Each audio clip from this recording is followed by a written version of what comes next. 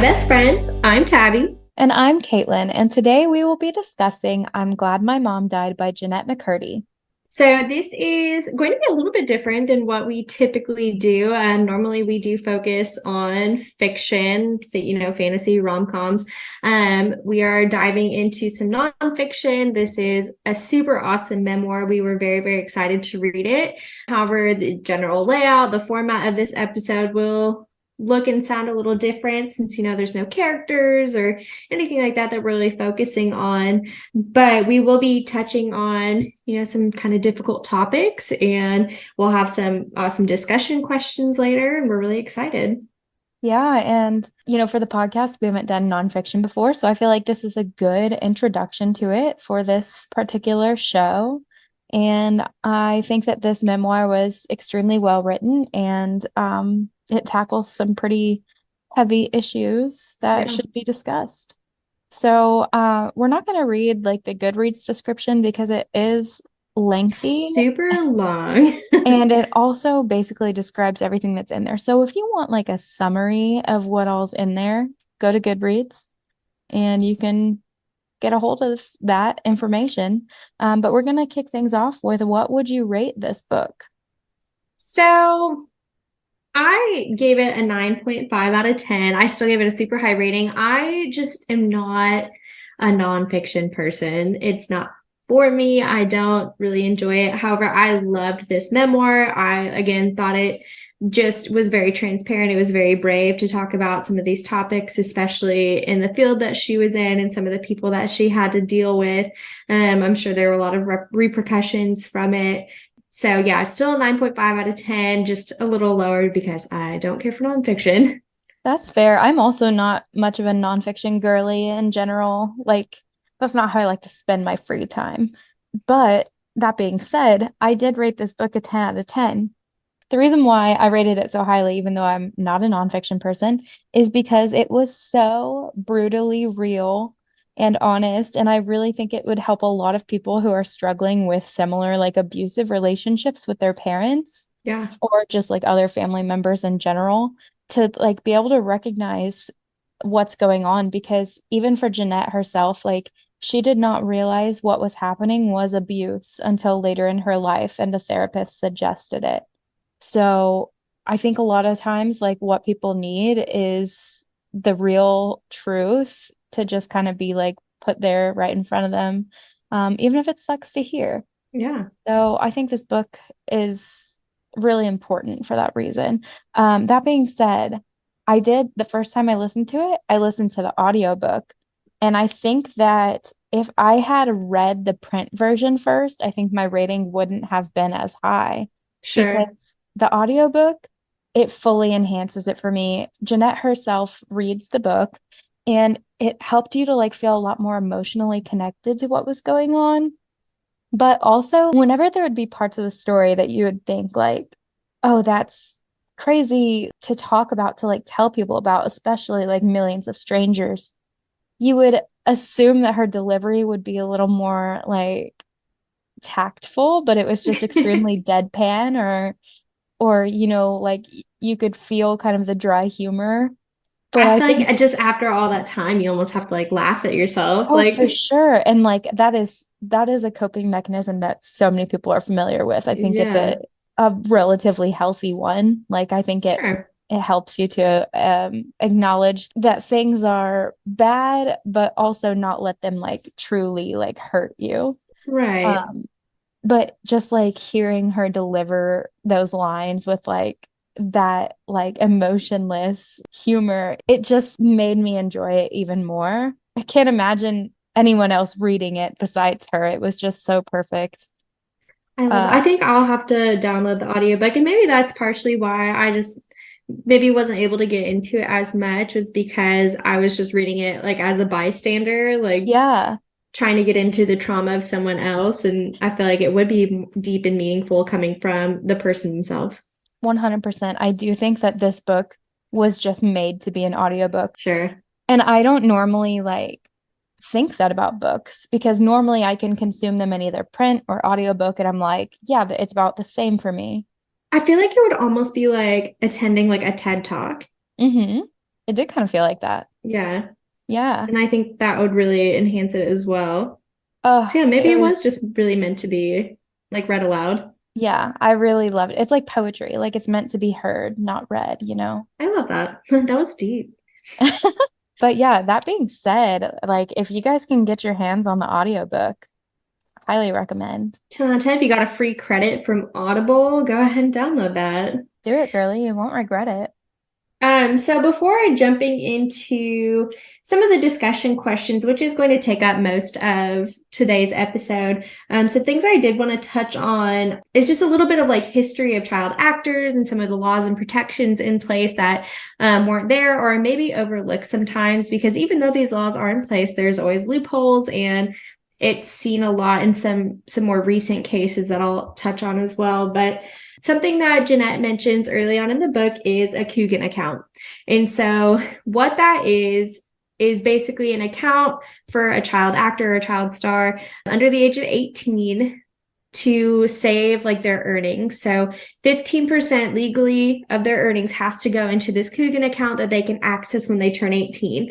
However, the rest of the money is unfortunately up to the discretion of their parents, and part of that will go to their agents or whoever's representing them. So in reality, they're getting a very small cut of their own earnings. This law actually wasn't enacted until 2000. So it's fairly new. So think of, all the child stars from prior to this that were probably taken advantage of by their families, by their parents. The only reason it was created was because of Jackie Coogan. He is actually most well known as his role as Uncle Fester in the original Addams Family movie, but he ended up getting into this super long court dealing with his mother, who had basically spent like all of his earnings as a child. It was a really nasty court battle between them. And so the Coogan law was enacted to kind of protect child stars and make sure they at least get a portion of their earnings. I still feel like it should be more, but it is what Yeah. it is because it is literally child labor. Like, Yeah. but again, that's not even always the case. And Jennette touched on it as well. Like her mom spent a lot of her earnings, and she did still have that account when she turned 18, but the rest of it, I don't think she really got to see, or it was spent on upkeep, like her mom said. So her appearance, Jennette's appearance, whatever else she felt she needed to spend it on. So it's really, really sad. That's wild. And yet, like, still, once Jennette was an adult, her mom like had the audacity to like ask her for money and stuff Yeah. still. It's like, well, where did, the other 85% of this money go? So something else I wanted to touch on is just the mistreatment that we've seen in the past for child actors, child stars, because it's very evident. And I think a lot more is coming out now than what it used to, just with, social media and people feeling a little bit braver, speaking out on these things, which I think is awesome that they are able to do that. But I think one of the most like notorious victims of unfair child labor would be Judy Garland. She is most known for her role as Dorothy in The Wizard of Oz.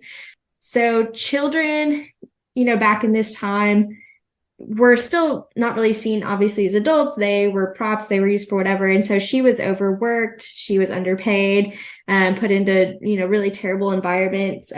She was forced to keep like a youthful figure so she could continue getting roles, and was only allowed a diet of cigarettes and black coffee while she was on set.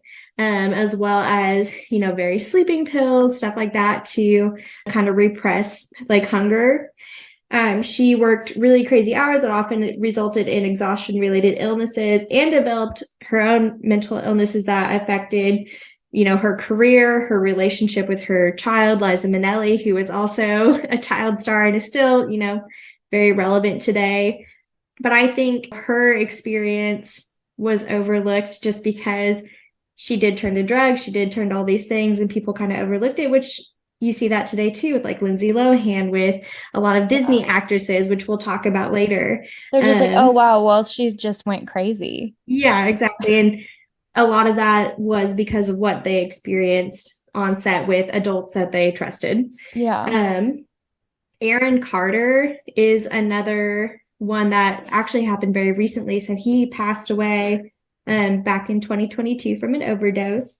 But he had a long-standing legal battle with his parents over his earnings from as a child. So his parents actually spent over $5 million of his personal earnings. Actually, I think that was 50.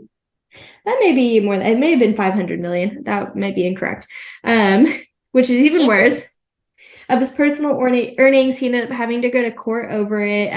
He did not recover most of that money, and that did lead to a lot of financial instability for him because, at a certain age, he stopped performing, he stopped getting, gigs, and so I'm sure that did affect him greatly. He dealt with physically abusive parents. Which did result in his longtime drug use that inevitably led to his overdose last year. Super, super sad. His brother is actually part of NSYNC, and he spoke out about it quite a bit as well. He dealt with, some of the same things, maybe to a lesser extent because he was a legal adult when he was in the band, but unfortunately, Aaron did not have the same outcome. The Culkin brothers are another good example, I think, of parents taking advantage of their children. So their father was their manager for most of their childhood years. He was mentally and physically abusive, forced his children to work insane hours prior to the Coogan accounts, had full control over their earnings. And they actually talk about this quite a bit in a lot of their interviews, how when his parents separated, they basically cut ties with their dad. And that's when they started getting better roles. You could see that their mental health was getting a little bit better. So another one of those cases where it's better maybe to not have a parent in the picture, Yeah. unfortunately. Jeez, yeah. Shirley Temple is the last one that I thought was kind of important. So her story is really sad. She was over sexualized as a child. She was put into some very risque roles because her mom was her agent as well.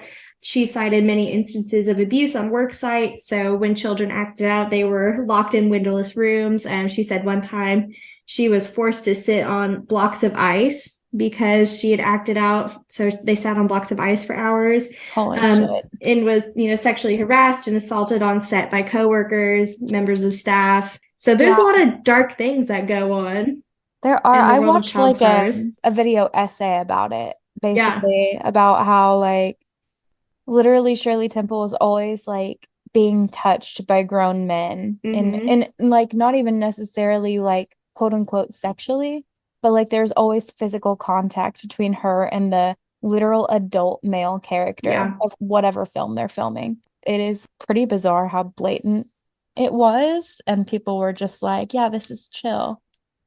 Um, It's so disgusting. but speaking of like over sexualizing children and very relevant to this particular book that we're discussing, Dan Schneider, who is the creator of many shows on Nickelodeon, has been accused of these types of abuses. Like he would write scenes that like put the young girls in situations that looked sexual or like Just weren't made, appropriate for that age. yeah, like made inappropriate jokes. I know there was like a really strong emphasis on feet as well, like feet fetishes, Yeah. which is highly inappropriate. There also were issues with like costumes that they would put the young girls in skimpier outfits, regardless of whether they were comfortable with it. And then also he would drink alcohol with these underage children. And a lot of times like pressure them into partaking in alcohol. Which led to a lot of issues with, alcohol abuse later on for a lot of these children Yeah. as well. Yeah, which Jennette really highlights in her memoir, but Mhm. it's just wild that like we watched these shows growing up. Like we're at the age where these were shows that were made for us. Yeah. And it's not something that I was conscious of as a child, but it's like I wonder like if it had any sort of impact on my brain that otherwise wouldn't have been there. I just don't know.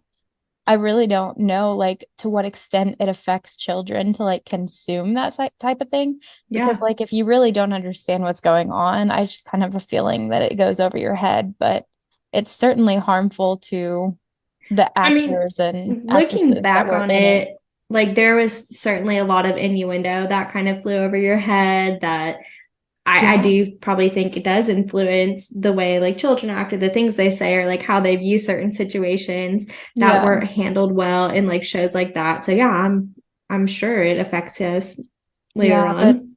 definitely the people who are most affected would be the The children who actors, are actresses in themselves, the yeah. shows. Yeah. But it's just wild. I know like also people alleged that, which I say alleged, it's like It's more than proven. likely true. Like Yeah. it's probably 1000% true. It's just that I did not witness it personally.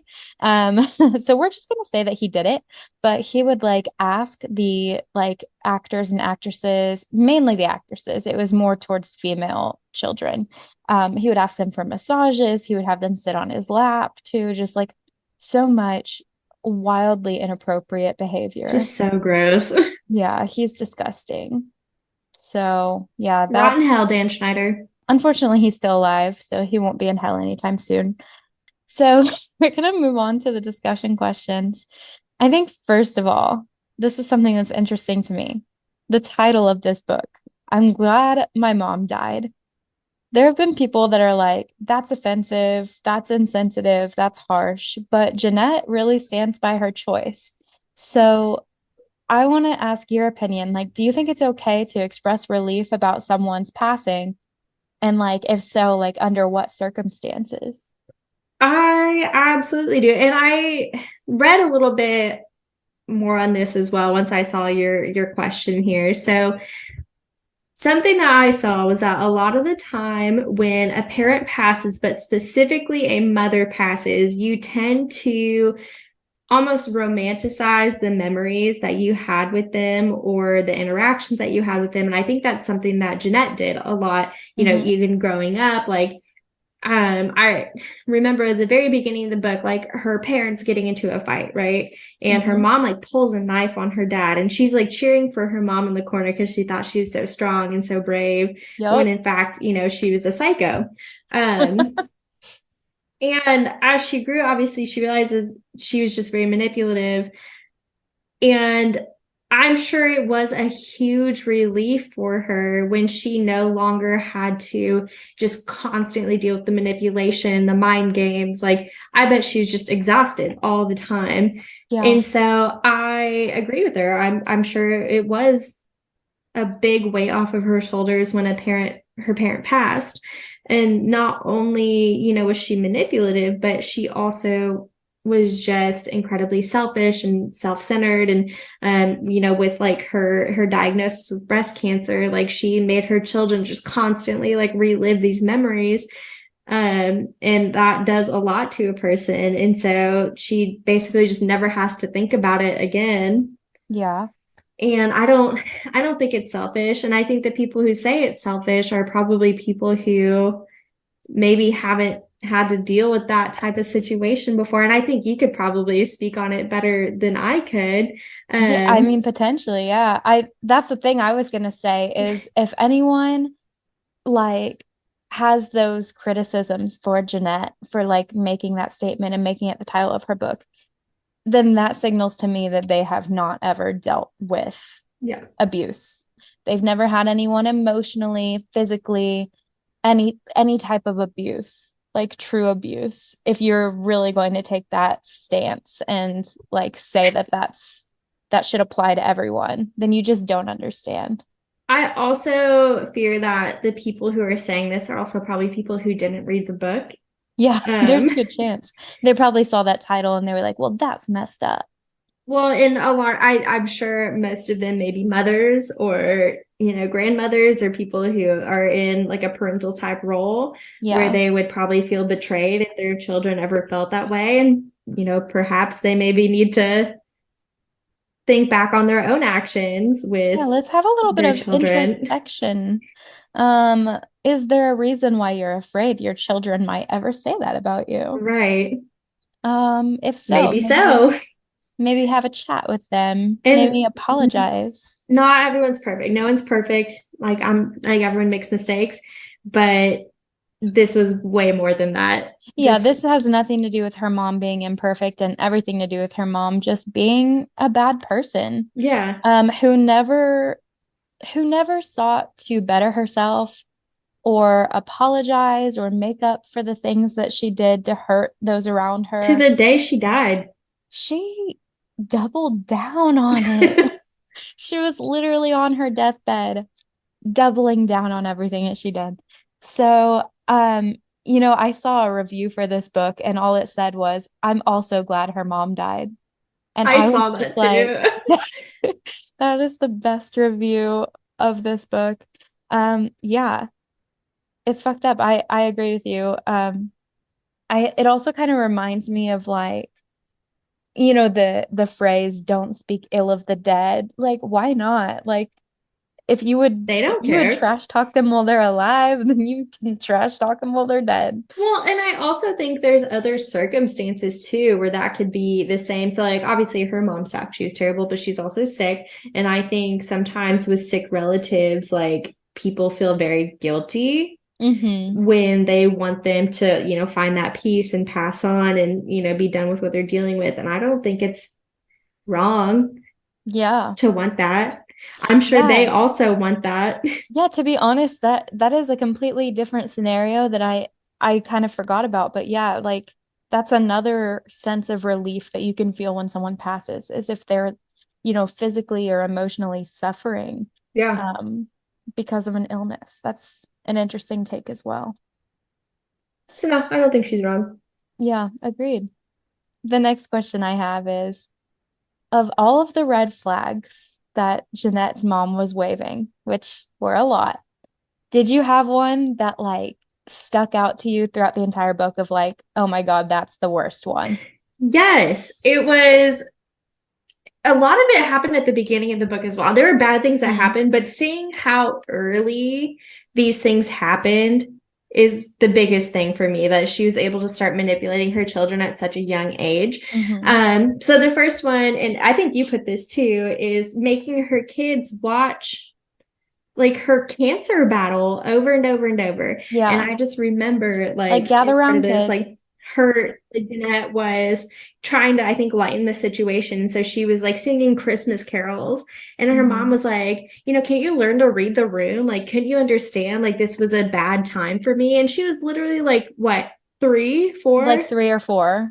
So that really stuck out to me. I was like sick to my stomach reading that. I was just like, Hmm. God, like I cannot imagine like my mom being sick, first of all, but also recording all of it and then making herself and her children relive that trauma Yeah. daily. It And wasn't even like literally every like, now and then, it was daily. yeah, like daily. And then anytime like someone would like come over to visit, she's like, oh, let's put on some family videos, and it's her literally like Like terminally dying. ill. That one was whack, and the book literally starts off with that. So yes, I Yeah. agree. And then the other one, it was also kind of at the beginning of the book, but and I talked about it earlier, but just the fact that like Jennette was so in her corner on literally everything. Her mom could do no wrong. So her poor dad is out here like trying to make ends meet, like picking up overtime, unfortunately missing family dinners, and her mom just like reaming him as soon as he walks in, telling him how much he doesn't care for their family and how he's not there for her kids, and kicking him out constantly. And then when she does, confront him with a weapon, like Jennette was like, yeah, that's my mom. Like, Yeah, I'm gonna stand by her because she could do no wrong. it's wild. For me, like another one that was kind of towards the beginning is like the fact that her mom refused to let her children shower themselves and would even sometimes like have the siblings shower at the same time, with her like being the one showering them. And that, like, not only is that, controlling and whatever, it's just wildly inappropriate too, like borderline. I don't want to say like pedophilic, but I mean, it's that's definitely a not very appropriate. aggressive term, Yeah. but I know what you mean. Like maybe that's not exactly the way to classify because it. it wasn't like a sexual thing, it was definitely Hmm. like a control thing. Yeah. However, there is a certain age where it's not appropriate Yeah. to have like siblings shower together, like for Yeah. sure. And like, you know, my sister and I were very close in age. And so like my parents would do that, you know, for ease and whatever. Right. But I would say as soon as we were like 4, we Mm-hmm. stopped doing that because we were I was able gonna to shower say, ourselves. because it's one thing whenever it's small children. It's another, I think like Jennette was 16 at one point Hmm. when this is happening, like a shared shower with her brother where And her her mom brothers was were older washing than her. her as well. Yeah. Like, So they're adolescents, they've gone through puberty. This is not preschoolers having bath time together. right. So It's just icky. it's very icky. Um, Another wild thing that her mom did was not only encourage Jennette to develop an eating disorder, but to knowingly worsen it and refuse to, backtrack or get her help whenever multiple people expressed their concerns for Jennette's condition, including her pediatrician. Her mom was like, no, she just, I think I know better than you. yeah, she's just a picky eater. Like, she's fine. And literally, like, another mom at the dance studio was like, I think like it's possible that Jennette might have an eating disorder. And her mom was like, you nosy bitch. It's just insane. Well, and too, like in the prologue, she's even like, I know what'll wake my mom up, telling her I'm 89 pounds. Mm-hmm. And she was, I mean, she was actively on, I no, she was starting Sam and Cat at that She was time. a So, I young mean, she adult. was, you know, late teens or maybe in her 20s by then, Mm-hmm. certainly. So very unhealthy weight. I think that goes without saying, but you should not be that age and that height and be 89 pounds. It almost makes me want to go back and like rewatch episodes of iCarly Just to see if you could just to tell. see if I can tell. Yeah. Cause I'm sure at my age, I was just like, wow, that's like ideal. Yeah. This is what people are supposed to look like. Or like at my age, like I didn't even notice. I was just like, yeah, that's Like just that makes sense. that's a teenager. Like I don't know. I don't remember ever having thoughts about her body as a child. Neither. I doubt that I did, but like just subconsciously, I wonder if it affected, like I'm sure it did.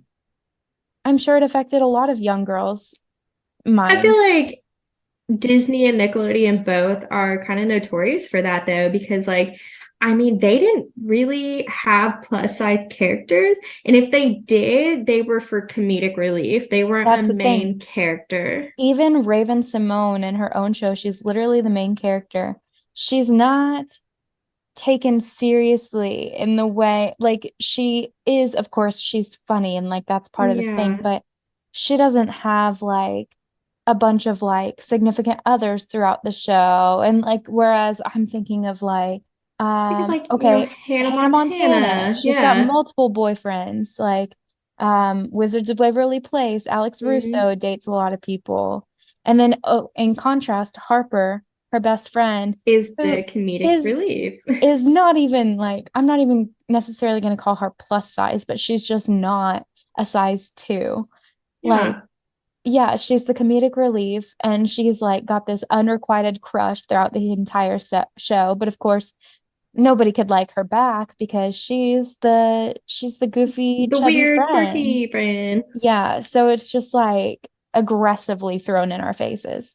Another personal favorite, just really quick, is when Yeah. Jennette got her own apartment and her mom was literally staying the night every single night and wouldn't get the fuck out. And Jennette wanted to have her boyfriend over. So she was like, Mom, I'm gonna just need you to just go home for the night. And her mom knew she was like lying about the reason. It's not funny, but I she just, cannot wait to talk about her boyfriend. oh my God. I cannot wait to talk about him. I got some things to say. But Did then a her deep mom just dive. like chucks a remote at Jennette's head. So, what did you think about Nickelodeon's Hush Money offer? That was wild. That was super So, wild. yeah. What I thought was, first of all, that that's not enough money. No. And it's funny because like $300,000, that's a lot of money. Like that's a Sure. lot. And that's a lot to turn down. I'm very proud of her that she did it. But when you think about it, about the abuse that she and so many other people suffered at the hands of Hmm. this man, Dan Schneider, that's who we're talking about. $300,000 is not enough. And it's like, okay, is it only $300,000 because they were trying to pay off so many people and they were like, okay, we have a budget of 2 million. Yeah, it's like, how do you put a price on like trauma? I don't know. I And mean, it's yeah, like I mean, that's the best you could come up with to try to bribe people. Like it's not enough. yeah, and I guess being in that situation too, it's like I don't know how much they were making per episode. I'm sure it wasn't a ton. Like Hmm. it was Nickelodeon. And while Yeah. Nickelodeon has a ton of money, I don't know if their stars were getting paid that much because they I didn't don't know know. any I mean, better. Jennette obviously was doing okay. Like she did buy a house. Sure. And then like later the apartment, or maybe the apartment came first. I know the house was an issue for her because it had a bunch of shit wrong with it. So that was kind of a pain in the ass. Yeah. But like she had enough that she could support herself, but she was concerned about money because Yeah. career-wise, she was struggling with what she wanted to do. So it wasn't that like she was so well off that she was never going to have to work again. So Right. turning down $300,000 was, I'm sure it was a sacrifice. Like, yeah, that was a strong thing to do. but I'm also sure they do that on purpose. Like they keep them kind of in that limbo between being, broke and like being Hmm. self-sufficient to where if something like that does happen, be like, well, I can make all of your problems go away. Yeah. Oh, 100%. Another power control thing. I think the best part about it all is like when she called it hush money, they were like, no, think of it as a thank you gift. Like, thank you for what? Thank you for letting us abuse you and Thank you control for you the and years of manipulate you. therapy I'm going to have to endure. Yes, thank you. I know they said they've like turned a new leaf, like with Nickelodeon and stuff, but do they really come out with like new shows ever? I Like don't I'm know. sure these allegations have really like affected like viewers. I don't know what the news is on Nickelodeon. Like, I don't know what shows exist anymore I without don't either. I don't really watch looking it up. TV. I'll have I'd to be Google that. interested to see. I don't even know what shows are on Disney or anything either though, and they didn't have like a scandal at this level yet. Not saying that they won't, but Maybe Miley Cyrus will drop a hot book one day for us and I maybe. can get that closure. So when hear stories like this and like other high profile like child star meltdowns and some good examples of that would be like Lindsay Lohan, Britney Spears. Does it make you view young actors differently?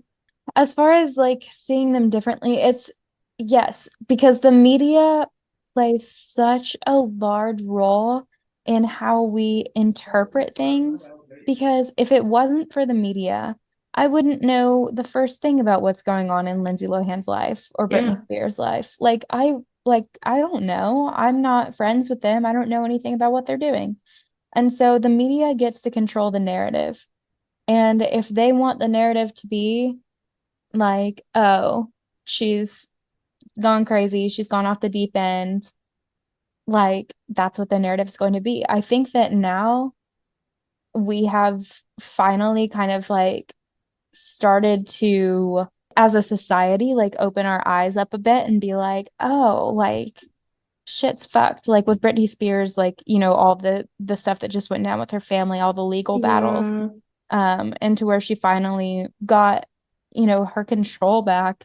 People were behind her and they were rooting for her, which I think was really nice to see. And Lindsay Lohan's doing better as of late. We actually just recently watched her Christmas movie and it was Yeah, okay. she actually just announced her pregnancy. So she's thriving, she's ready to be a mom, and I think that's wonderful for her. She's only 36. Did you know that? I mean, that makes sense. She looks older, unfortunately, because I mean Because she's had a the hard trauma life. and like substance use that, Yeah. she was trying to self-medicate with. But yeah, Um, I'm sure she's only 36.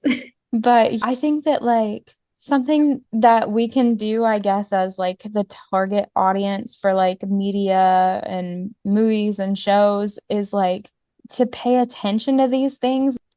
If allegations are made, believe them and support them.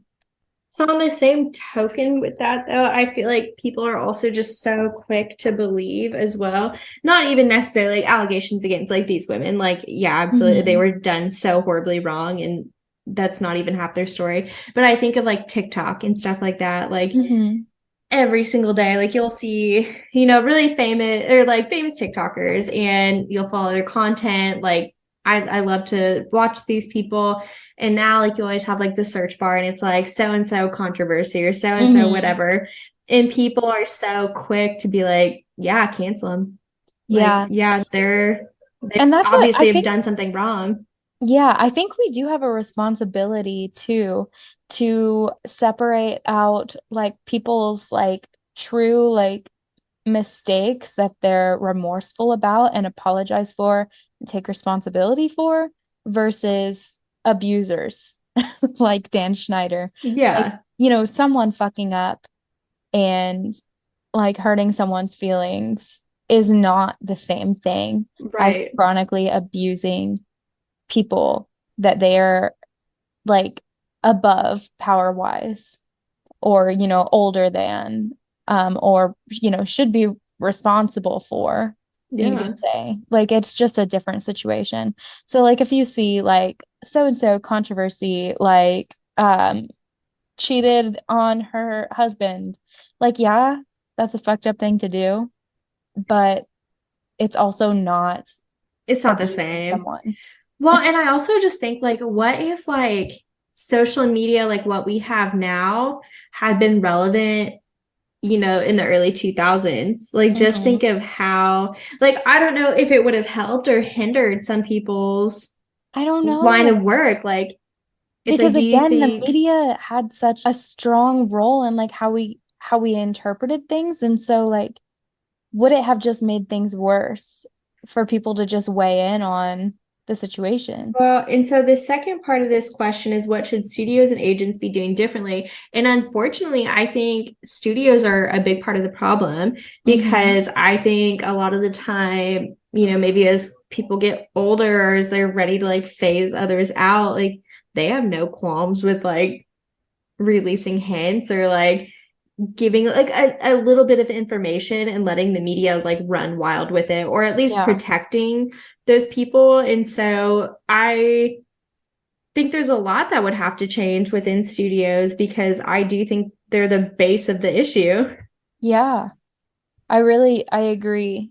It's hard because like what do we think they should be doing differently? Like a lot, but what can we possibly do about it? I'm not sure. Well, I don't even think we've scratched the surface on, what's going on behind closed doors either. And so it's really hard to answer that question without knowing the full extent of like the issues they've caused or the Yeah. damage that they've done. And so like in terms of agents, like I think agents can only do so much. Like all they're doing is representing their client and like sure they can give their feedback as well, but if it's an agent going up against a studio like Nickelodeon, like Hmm. who are they going to believe, And it's also like a large part of the responsibility should fall on the parents, but like we've discussed, like these parents are oftentimes shitty. So Yeah, like what do you do? they're looking for a meal ticket. Yeah, and they're getting what they want.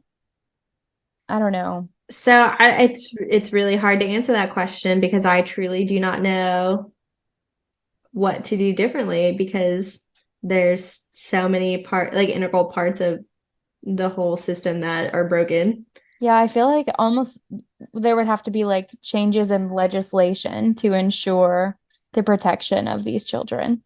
Oh, I agree, but I feel like unfortunately some of those people are probably tied into the problem and Oh, I'm they're sure. benefiting from it somehow. And so, things like the Coogan law, like yeah, on the surface, yeah, that looks great that they passed that legislation. Like we're helping child stars, but in reality, 15% is not Nothing. doing anything for them. Yeah. No, I agree.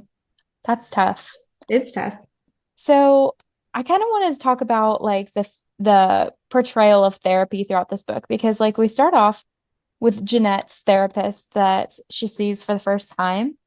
And her name's Laura in the book. I doubt that's her name in real life, but she took a really interesting approach with Jennette, considering, well, I guess at the time, I'm not sure she understood the magnitude of Sure. Jennette's relationship with her mom, but she kind of acted like a helicopter mom.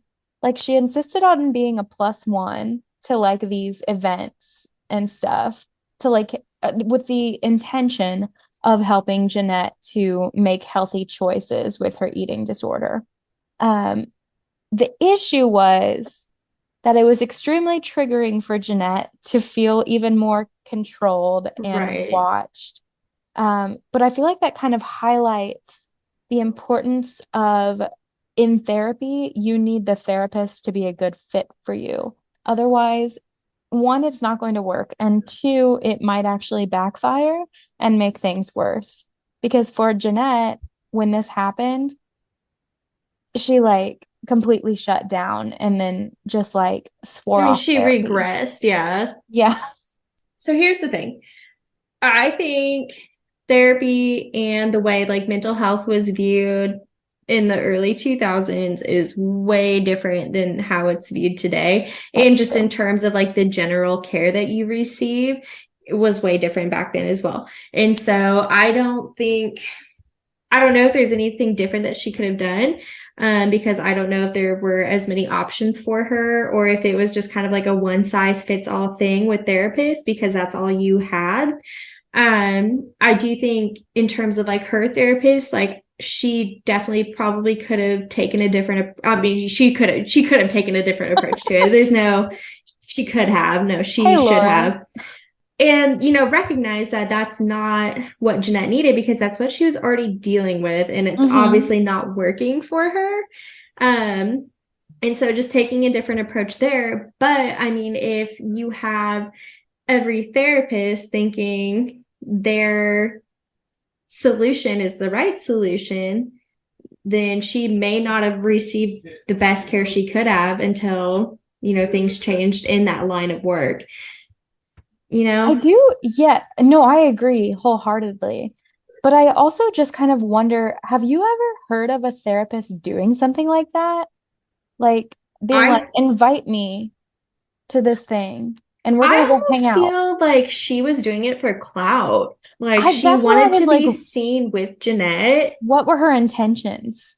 Because that's a weird fucking thing to do. but I feel like you hear about that like therapists like overstepping and like that's really sad, but like I feel like especially if you're dealing with like kind of a high profile client, and like I'm not saying every therapist is like this. There are Hmm. very good therapists out there. You should not mistrust your therapist. But I do think there are therapists who take advantage of their clients Right. It's like, to advance their careers. was she like, she's famous, so I'm going to go out and be seen with her and kind of like promote myself. Like It was a it's just selfish a move weird thing because to do. that made such a poor image for Jennette too, I'm sure, to be like, oh yeah, I had to bring my therapist with me because I have a crazy eating disorder and can't control myself. And like Yeah. that writes its own narrative too. And so I feel like that was so detrimental to like her self-image and the way she viewed herself, and that caused like the backslide. And so yeah, that was just shitty for her therapist to do. Yeah, that was a really rough part of the book to get through just because it was like this could have been handled so much better. Yeah. I think there's a lot of factors there. No, I agree. And later she starts seeing a therapist named Jeff who seems to take a much better approach and a much more traditional route that I would expect from a therapist, where you just talk things out and give them assignments rather than invite yourself to their work events as a plus one. Um, anyway, no shade, Laura, but please don't do But that like some anymore. shade, Laura, maybe reconsider. Speaking of, dysfunctional relationships, Steven. let's talk about Steven. Um, Steven, you wild man. Steven, it was crazy. It was like she first met Steven and it just felt like what she needed. Yeah. Like I was here was like, this man. Steven sounds good for you. Yeah, she was attracted to him. He was attracted to her. They immediately like had chemistry. And he was like, hey, he was the one who suggested she try therapy, which I thought was a great suggestion. He really cared about like wanting the best for her and like wanting her to be healthy and well. However, the Steven found time passed. God. Okay, so this is going to come across as insensitive because it turns out what Stephen was actually dealing with was a psychotic break due to schizophrenia. However, when he got to the point where this was before he actually, what was symptomatic enough to be diagnosed, he just kind of told Jennette that he found God because he watched the movie God's Not Dead. And I have a little story about that. So, okay, if anyone has ever seen God's Not Dead, then I just want you to picture you're talking to someone and they unironically say that brought them to the Lord and you just try not to laugh. But basically the plot of the movie is this guy's a college Terrible. student and he's got like this philosophy teacher who's a self-proclaimed atheist, and the college teacher like tells them basically that they have to write, I think it's not even a paper. I think they just have to write a statement that says God's not dead, or sorry, not that says God is not real, to like get an A, which I'm just like, first of It's all, who wrote legal. this? Whoever wrote this has never been to college. So the movie ends by like this student has a debate with the professor and like he owns him because he's like, "Do you hate God?" And the professor's like, "Of course I hate God." And he was like, "How can you hate God if he's not real?" Boom, mic drop. And then the professor gets hit by a bus and dies. I'm not even kidding. That's how the movie ends.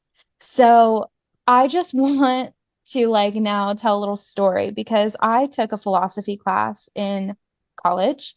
It was the philosophy of science. So it was kind of like about astronomy and some biology, like and like how philosophers helped with, the development of science and scientific theories.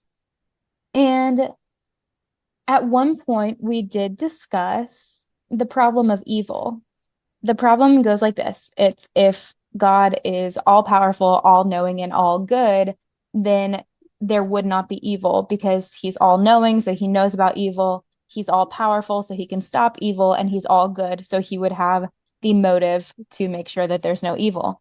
So that's the argument basically against a God that is all three of these things. And so there's this guy in my class. His name's Adam. Hi, Adam, if you're listening. He was offended by this lecture because he is Christian. And the professor was basically like, hey, like, I get that. I respect that. This is actually just like, this is a real theory. And so we're just discussing it, you know, like as a As you would theory. any other religion. Right. So he's like, Yeah. this is just, yeah, a theory. We're just discussing it. And at the end of the semester, so this was like, sometime during the semester, but at the end of the semester, we had all written these papers, and you had the option to do a presentation to the class for extra credit. And so Adam had written his paper about proving that God is real and had requested to present that to the class. And so he did. And Adam tried to God's Not Dead, our professor, in Like real word life. for word.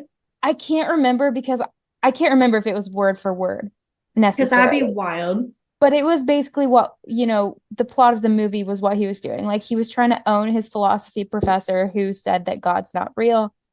Awesome. And Uh, I don't remember a lot of it because like I don't know, I might have like repressed it a little bit. But yeah, I had my very own God's Not Dead attempt experience in college. And so I just want to let you guys know that it goes nothing like the movie because in real life, the argument is really, really stupid. So whenever Stephen in I'm glad my mom died, said that he watched God's Not Dead and was now a Christian, I did laugh out loud. That's the end of Was my this story. actually Adam? Adam, did you date Jennette McCurdy or no? He'd be a little young because he was younger than me even. Yeah. I did do some thorough research on that because I was just like, what a wild thing to have happen to you. Hmm. That you think you are Jesus.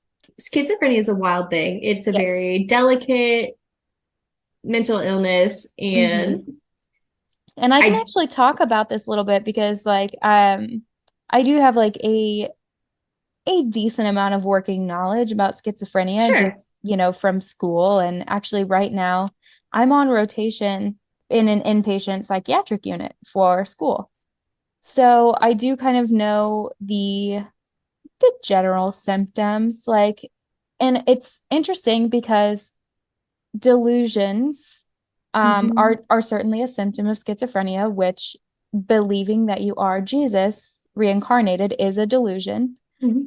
But a lot of times in schizophrenia, delusions are of the religious like variety or like like they have to do with religion, such as believing you are Jesus Christ reincarnated, like Which Stephen did. happens a lot. It does, or thinking that God is speaking directly to you or sending messages to you. Um, those are very, very common delusions present in schizophrenia. Another one that you see a lot is like it has to do with like witchcraft and thinking either Mm. that you're being um targeted by witches or that you are a witch, or like you have a witch attacking you or demons attacking you. Yeah. Um, so yeah, they are usually they have something to do with religion and or supernatural forces, which is very fascinating to I me. wonder if it's just because like those are like kind of like not unattainable, but like things that are not just like seen or Yeah, like practice or like you're not able to like feel those, and so it's like they make it real because they like either want it to be real or because it's like something that like other people like can't grasp, and so they think they're like almost like on a like an elevated for status. sure. I mean, it very well could be. It's fascinating because the symptoms are so similar in Yeah. all of these different people from different backgrounds. So that's what I think is interesting. Yeah. It's like what's the common denominator here? Yeah, like why is it, targeting a certain like part of our brain that's associated with like more abstract concepts or something? Yeah. It Why, sounds like it. yeah, like why do they all go to like similar types of delusions? But to answer the question about Oh, the Stephen, question. Yeah, yeah, yeah. do you think it's fair to say that the two of them needed to focus on getting well individually before they're capable of supporting each other? Yes, I do. Because they were not in good space. And I do think, they probably loved each other. They probably did care deeply, Yeah. deeply for each other. However, you cannot care fully for someone else until you're taking care of yourself. Yeah. And It's you true. can, it's just not a sustainable thing. Yeah, and it's going to probably lead to hurting you both in the long run. Well, it could also cause the development of, other things, or it could cause other things to like manifest in your present illness. Yeah, for sure. I think it's funny. I literally forgot to even ask the question because I got so excited about God's Not Dead. I kind of want to end on this question because this is kind of the one of the last things that happens in the book. Yeah. But like, as if Jennette needed another wrench thrown into her life, she learns as a young adult that her dad is not her biological father. Do you think it's a good thing that she learns this information? Her stepmom is the one that told her dad that she deserved to know. Do you agree? I I don't know. I think it's fair for her to know. Okay, I think it's fair for her to know, just to know that there are other people out there. Mm-hmm. However, I think the news could be delivered at like a time where she feels as though she's on like a stable ground. Mm-hmm. And I don't think she was there at that time. But if she wants to like pursue that relationship, I think that should be an option for her for sure. And it turns Um, out she did. She did want yeah, to pursue yeah. that. They didn't force it upon her or anything, but Mm-hmm. I do think it's fair that she knows about it. Yeah. Um, because I do think that was something that also, maybe played a role in her ability to kind of step away from that unhealthy relationship with her mom. I think she's glad that they told her, but like it felt like it wasn't handled tactfully. Right. Basically, her dad was just like, yeah, by the way, like my new wife told me that I have to tell you that I'm not your biological father. And I was just like, good Lord. Like this is just this is just not what she needed right now. I think that honestly she should have been told sooner. Well, her mom I know. didn't want her image ruined. And that's the thing. I think this is her mom's fault. Like Yeah. this is I something think that she it's should have known. awesome that her dad still chose to like step up. Yeah. And like, I think that shows that I don't know, it's such a strange relationship between the two of them. Cause I mean, he's not completely I faultless feel like either. that man has no backbone No, he's kind of a wimp. Like, he did let that lady just step all over him for for years. years. Yeah. So Um, yeah, he's not faultless either. He saw the abuse and did nothing about it. yeah, he's an interesting character in my book because like, yeah, well, he did not contribute to the abuse and you know, in general was like a decent dad. Sure. Like he like was semi-present. He certainly did not do anything to protect his children from their mother. And it's just like it's hard to like to justify that choice. Yeah. I don't know. But I mean, she did also pull a knife on him. So obviously he was also being abused by this woman. I think maybe too, like, and I don't want to like say this is like make him seem like a hero or anything, but like maybe he also stuck around to make sure that he was able to provide as much as possible for them because he I'm knew sure that their he mom did. wouldn't. Yeah. No, I'm sure that he did. And like I think that he was trying his best with how he knew how to cope. Yeah. But I think at a certain point, like you're the adult, and if you need help, if you need to learn like what resources or what coping skills you need to get you and your children out of the situation, like ultimately it's on you to do that. Like your Yeah. children can't do that for you No, or I for agree. themselves. I know that like he was working with what he had, but he needed to do better, in I my don't think he opinion. was a bad dad. I think No. he was just not the best dad he could have been. Yeah, and I mean, I think again, he also was a victim of abuse Sure. of Jennette's Yeah. mom. Like, I Jeanette's get mom that. was I'm the not dismissing worst. that. Yeah, I'm glad she died. Um, anywho, Period. yeah, and it's also something that's like, oh, it's easy for me to say because I don't have kids and I'm Right. not in an abusive relationship where my kids are suffering. So it's like easier said than done. I get Sure. that. Just putting those thoughts out there for discussion. Well, and also too, I forget that I mean, they're Mormon. And so like maybe it was like he felt like he couldn't leave.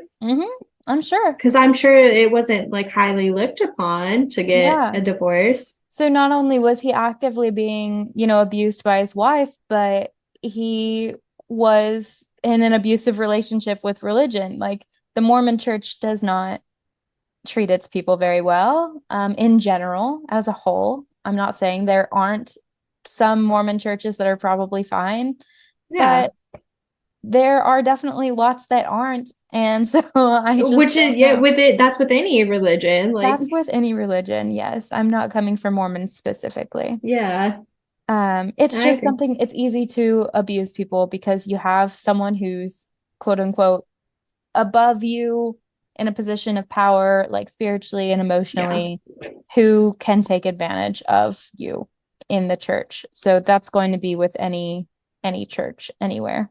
absolutely.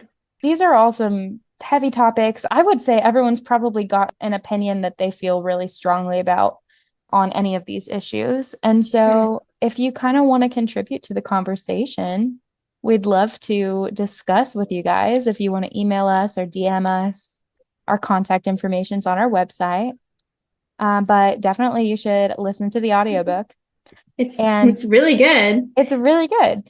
And next week, we're going to be starting the STEMinist novellas by Ali Hazelwood. There's 3 of them. So I am so that'll be our next ready. 3 minisodes. But the first one's called Under One Roof. And then the week after, we're actually not going to have an episode because Tabby's going on a little spring break. Hmm. But we'll be back with the second STEMinist novella called Stuck with You on April 17th. So Yes. So those go are the ahead. plans. You can download those on Kindle and you can buy the complete set. It's called Loaf to Love You. If Mm-hmm. you want to just knock them all out as one, I think they're only like $2. So Yeah, I'm pretty sure they're really affordable. they're really affordable because they're only like 100 pages. Yes, they're so short. So if you charge any more, it's criminal. So anyway, yeah, go ahead and get started on those. We'll talk to you next week. And as always, Let's get lit.